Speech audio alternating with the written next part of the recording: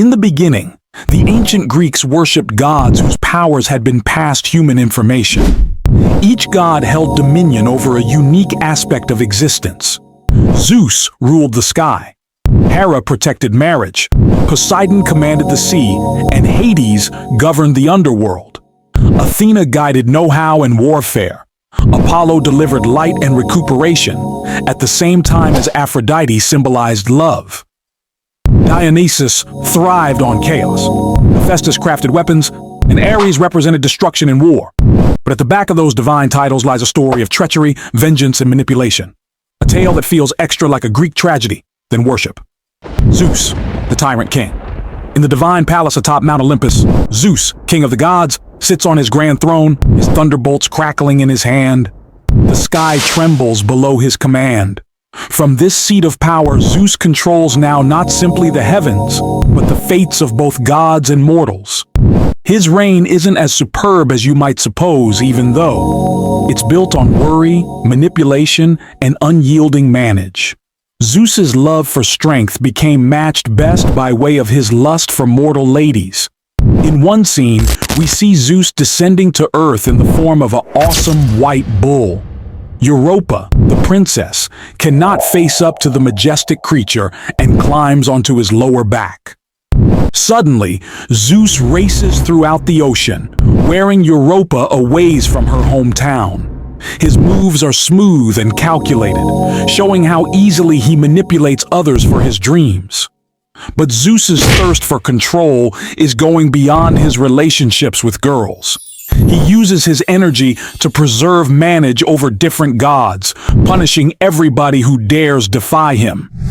Imagine Prometheus, bound to a rock as an eagle tears out his liver on a daily basis. His crime? Giving hearth to people, a present that angered Zeus. There isn't any compassion right here. Best the bloodless fact of a king enforcing his will. Even his circle of relatives isn't safe from his wrath. When Hera, his spouse, plots towards him, Zeus hangs her from the sky, sure by way of golden chains. It's a haunting image of a queen, once proud, now putting helplessly within the sky. Zeus doesn't simply punish his enemies, he crushes them to ensure they in no way upward push again. In the film of Zeus's lifestyles, he's much less of a noble king and greater of a tyrant, passionate about controlling anybody and everything around him. His reign would possibly have kept order in the cosmos, but the price of that order become paid in struggling and worry. Hera, the vengeful wife. Beneath the regal facade of Hera, the goddess of marriage, lies a heart complete of ache and vengeance. As Zeus's wife, she has continued limitless betrayals. But Hera doesn't sit idly via accepting her fate. Instead, she seeks revenge on the ones who've wronged her, though more regularly than not, her targets are Zeus's lovers and their offspring instead of Zeus himself. Picture younger Heracles, Zeus's mortal son. Hera, fueled by rage, sends serpents to his cradle even as he's just a baby. Heracles, whilst a toddler, strangles the snakes. But the message is clear. Hera will prevent at nothing to dispose of Zeus's illegitimate kids. This scene sets the tone for Hera's countless vendetta in opposition to the women Zeus seduces and the children born of these unions. It's no longer simply non-public revenge, although Hera's wrath reflects the ache of a girl trapped in a wedding in which she has no power. Zeus maintains his affairs, and not using a worry of effects, and Hera, unable to confront him without delay, takes out her anger on people who can't combat, returned. In one poignant scene, Hera turns her wrath towards the innocent mortal queen Niobe, who brags approximately having extra children than the goddess. Hera's response is brutal.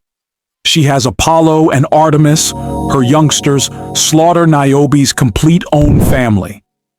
This darkish second well-known shows how a long way Hera is willing to go to assert her dominance. Hera's tale on this film isn't always pretty much jealousy. It's about survival in an international wherein her strength is continuously undermined. She is the queen of Olympus, but her reign is overshadowed by means of Zeus's betrayals. Her vengeance is her most effective weapon, and she wields it mercilessly. Poseidon, the unpredictable destroyer. Poseidon, god of the ocean, is the embodiment of the ocean's twin nature. Beautiful and serene one moment, deadly and detrimental the following. Picture him, standing at the threshold of a stormy sea, his trident raised excessive because the waves crash violently behind him. The winds howl, the sea churns, and in the chaos, we see the authentic nature of Poseidon, powerful, unpredictable, and vengeful. In one scene, Poseidon battles Athena for control of Athens. He strikes the earth together with his trident, developing a saltwater spring, a gift intended to win the favor of the humans. But Athena offers them the olive tree, a symbol of peace and prosperity, and the human beings pick her over Poseidon. His pride shattered, Poseidon unleashes a flood, drowning the metropolis that rejected him. This moment indicates that Poseidon, though a god, is deeply emotional and at risk of damaging outbursts whilst he feels slighted. The sea, underneath Poseidon's command, will become a weapon. Sailors pray to him for secure passage, but they realize that an unmarried misstep should send them right into a watery grave. In another scene, we see the mythical metropolis of Atlantis, a paradise created by using Poseidon himself, sink under the waves as punishment for the humans' conceitedness. This is Poseidon at his most vengeful, destroying the very factor he once cherished as it no longer pleases him. Yet Poseidon isn't continually a destroyer. He is likewise a creator, accountable for shaping the world's coastlines and developing the horse, a creature popular for its splendor and electricity. This duality makes him one of the maximum complex gods inside the Greek pantheon.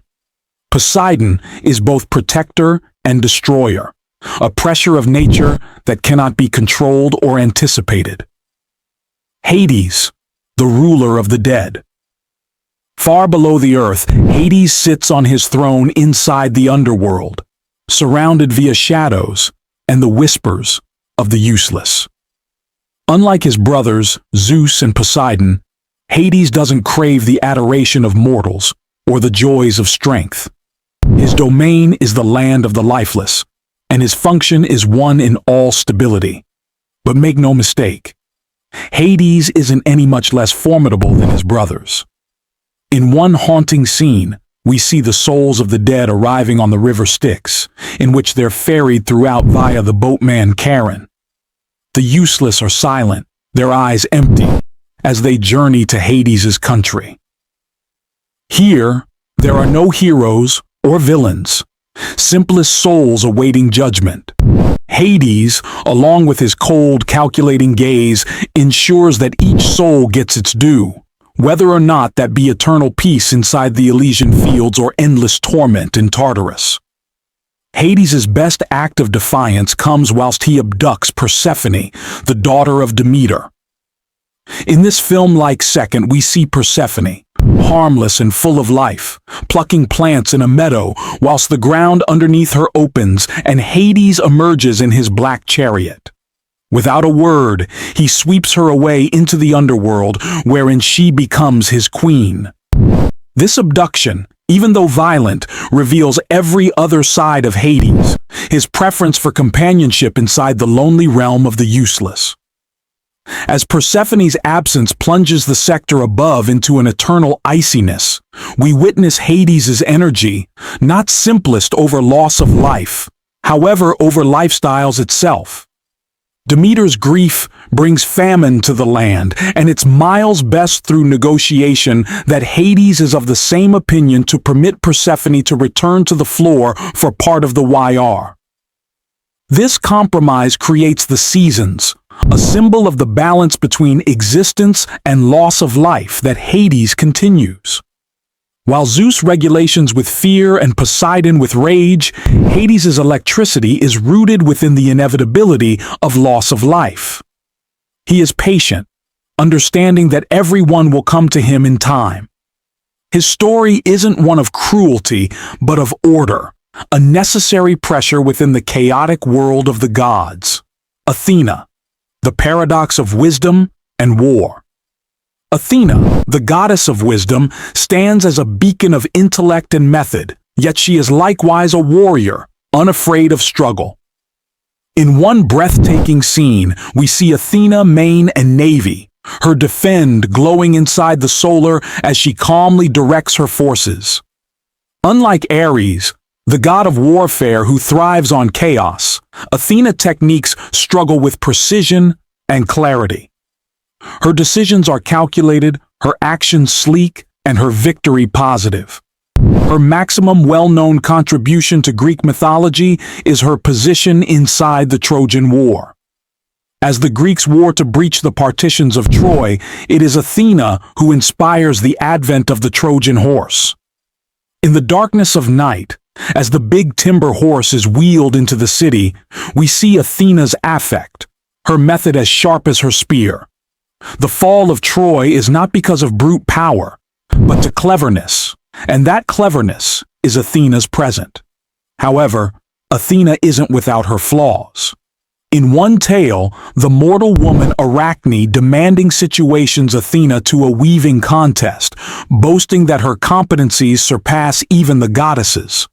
When Arachne wins, Athena's delight is wounded, and in a match of anger, she transforms Arachne right into a spider.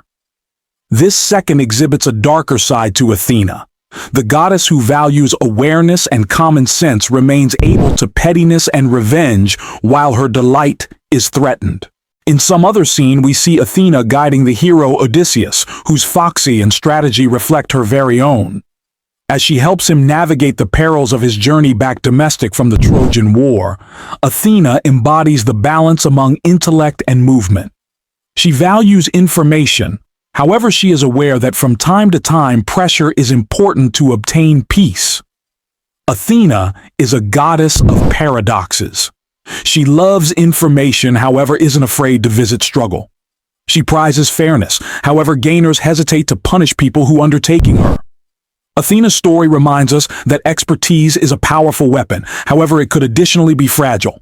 Even the wisest among us can be pushed through pleasure, maimed to moments of weak spot. Her calculated nature makes her a revered determine, but her tale is also one of warning. Information and method should be tempered with humility. In any other case, even the wisest of decisions could have darkish outcomes.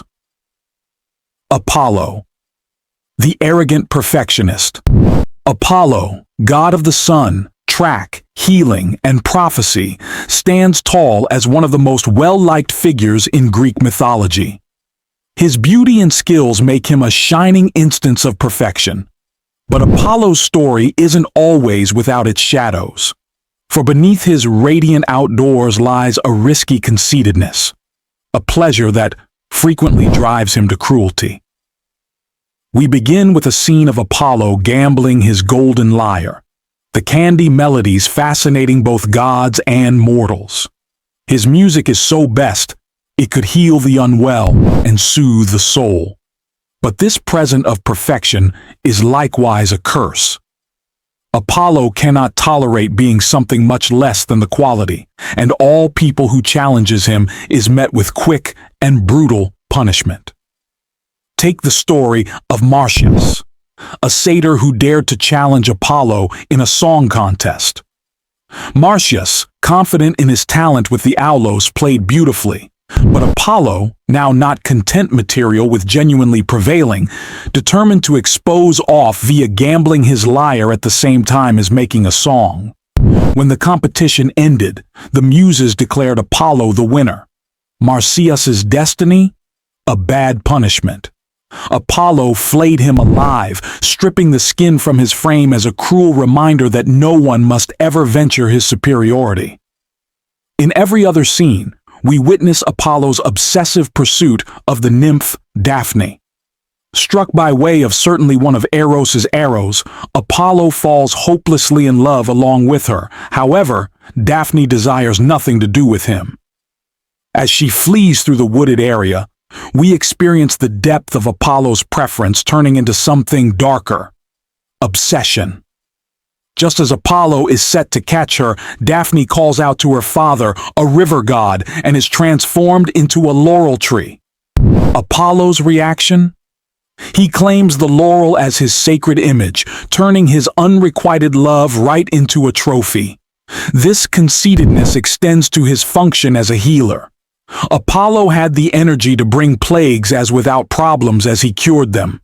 When the Greeks angered him throughout the Trojan War through disrespecting his priest, Apollo dispatched a lethal plague through their camp. His ability to bring each recuperation and destruction shows how his perfectionism, even as revered, is also dangerous. Those who fail to meet his requirements frequently go through the consequences. Apollo's tale is considered one of duality. On the floor, he represents the perfect of perfection, splendor, mind, and talent. But under that perfection lies a conceitedness that often leads him to cruelty and obsession. In the Cease, Apollo's pursuit of excellence comes at a high cost, both for himself and for folks who cross his course.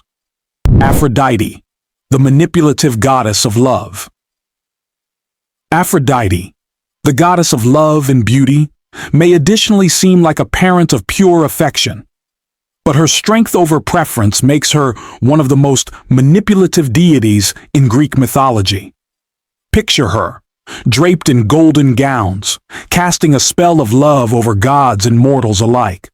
But her items of splendor and choice aren't continually used for appropriate. Often they cause chaos, betrayal, and battle. We see this certainly in the tale of the Trojan War, a battle that commenced with Aphrodite's meddling. When the mortal prince Paris was asked to decide who a number of the goddesses became the fairest, Aphrodite promised him the love of Helen, the most lovely lady within the international. Paris commonplaced the provide, and with that, Aphrodite sparked off a chain of events that could lead to one of the most devastating wars in history. Helen became already married, and her abduction by means of Paris sparked the fury of the Greeks. Aphrodite's reputedly innocent present of love become a weapon of destruction, leading to the deaths of heaps. In any other scene, we witness Aphrodite's affair with Ares, the god of warfare. Despite being married to Hephaestus, Aphrodite is drawn to Ares' raw power and passion. Their dating is fiery and reckless, driven by using lust rather than love. When Hephaestus discovers the affair, he units a trap, catching the fanatics in an unbreakable internet and exposing them to the ridicule of the other gods. Yet even on this second of humiliation, Aphrodite's impact remains sturdy. The gods chuckle at Hephaestus, not her, showing just how deeply rooted her electricity over preference simply is. But Aphrodite's manipulation isn't pretty much causing chaos. She represents the duality of affection itself, both its capacity to uplift and its capacity to smash. In one story, she helps reunite Pygmalion, a sculptor, with the statue he fell in love with. Aphrodite brings the statue to life, giving Pygmalion the ideal associate. But in comparison, her manipulation of other relationships, like that of Paris and Helen, suggests how love, when misused, can cause break. Aphrodite's story, well known, shows the complexity of affection. While she is frequently seen as a figure of beauty and choice, her affect over the hearts of gods and mortals shows that love isn't always constantly pure. It can be a device of manipulation, capable of bringing each pleasure and devastation. Dionysus, the god of chaos and ecstasy. Dionysus, the god of wine, revelry, and insanity, brings with him a whirlwind of chaos any place he goes. Picture a pageant in full swing, the air thick with song and laughter, as human beings lose themselves inside the ecstasy of the instant. This is Dionysus's realm, a place where the limits among order and chaos blur, and wherein pleasure and insanity intertwine. But Dionysus is greater than just the god of partying. He represents the primal forces of nature, the raw, untamed power that exists inside all of us. In one scene, we see Dionysus main his fans, the Maenads, via the barren region. The Maenads pushed right into a frenzy by using Dionysus's impact, tear aside animals, and once in a while even human beings, in their wild, ecstatic nation. This moment captures the darker side of Dionysus, the A part of him that revels within the loss of manage. Yet, Dionysus additionally brings liberation. For individuals who comply with him, he gives freedom from the restrictions of society, letting them embrace their authentic selves. In one story, King Pentheus of Thebes attempts to suppress the worship of Dionysus, refusing to let his people participate within the god's rituals. But Dionysus gained it be denied. He drives Pentheus mad, main him to secret agent at the Maenads in secret. In the end, Pentheus's own mother, driven into a frenzy, tears him apart, no longer figuring out what she's executed until it's too late. Dionysus's power lies in his capacity to break down the walls among the civilized and the wild, the rational and the irrational. His fans experience each pleasure and destruction, liberation and madness. The line among delight and chaos is skinny, and Dionysus walks that line comfortably. In the Cease, Dionysus represents the dual nature of existence itself. His wine brings joy, however too much of it results in madness. His fairs offer freedom, however that freedom can change into chaos. Dionysus is both a bringer of ecstasy and a harbinger of destruction, a reminder that even the most glad stories can have a dark aspect. Hephaestus, the cast-out creator. Hephaestus, the god of fireplace and blacksmiths, isn't always just like the different gods. He isn't stunning like Apollo or powerful like Zeus. Born deformed, Hephaestus turned into cast out of Olympus through his mother, Hera, because of his appearance. But what he lacked in bodily splendor, he made up for in skill. Hephaestus have become the best craftsman the sector had ever seen, forging weapons and armor for the gods themselves. In one scene, we see Hephaestus at his forge, sparks flying as he hammers out Zeus's thunderbolts. The hearth displays off his scarred face, however there's a dedication in his eyes. Hephaestus may have been solid out, but he's observed electricity in his craft. His work is so perfect that even the gods who as soon as rejected him now rely on his creations.